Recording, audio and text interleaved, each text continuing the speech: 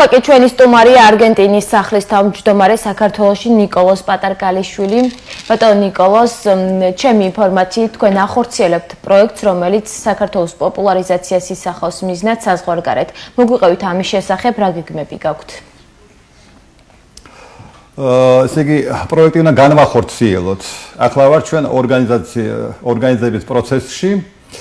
ეს პროექტი მიზნად ისახავს საქართველოსა და მერკოსურის ქვეყნებს შორის კულტურულ, სპორტული და სავაჭრო ეკონომიკური თანამშრომლობის განვითარებას. და ამ წლის 26 ნოემბრიდან 7 დეკემბრამდე უნდა განვახორციელოთ ესე იგი ეს პროექტი და ამ პროექტში მონაწილეობას ესე იგი მიიღებენ აქ უფრო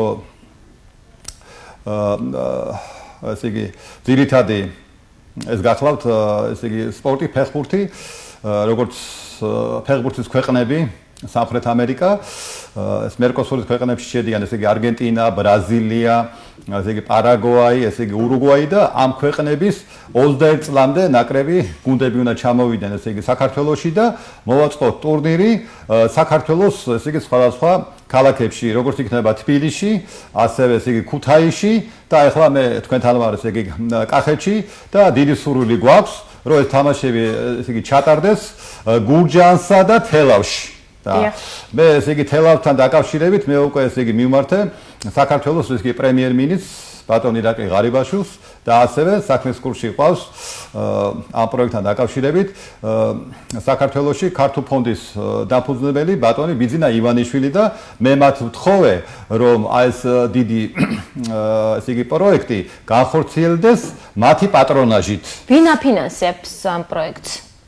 აქ ახლა როგორ არის ეს აი ზუსტად ეს პატრონაჟი ახლა ეს იმას გულისხმობს რომ ესე იგი საკითხი ახლა იხილება მაგალითად დღეს სპორტისა და ახალგაზრდობის საქმეთა სამინისტროში. მე როგორც ვიცი თქვენ აპირებთ პელეს საქართველოში ჩამოყვანას, როდის იგეგმება ეს და რამდენად რეალურია?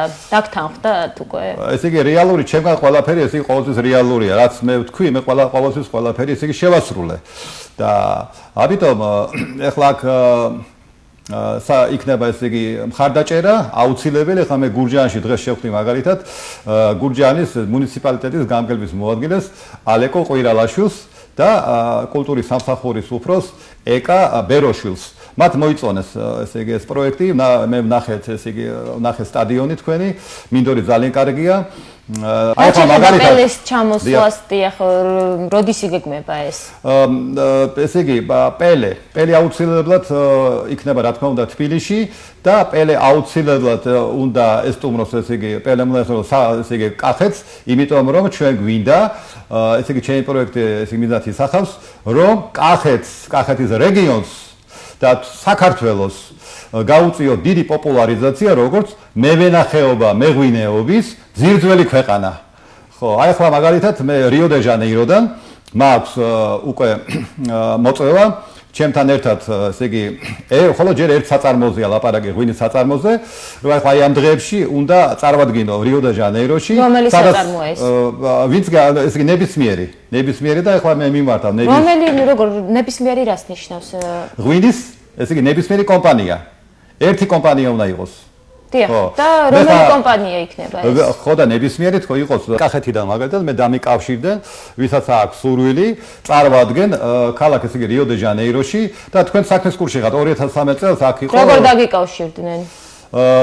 დამიკავშირდნენ ესე იგი მობილურზე მაგალითად, ჩემი მობილური არის 599 23 55 20. კარგი, მე მაყურებელს შევახსენებ, რომ ჩვენი სტუმარი იყო არგენტინის სახლის თავმჯდომარე საქართველოში ნიკოლოზ პატარკალიშვილი.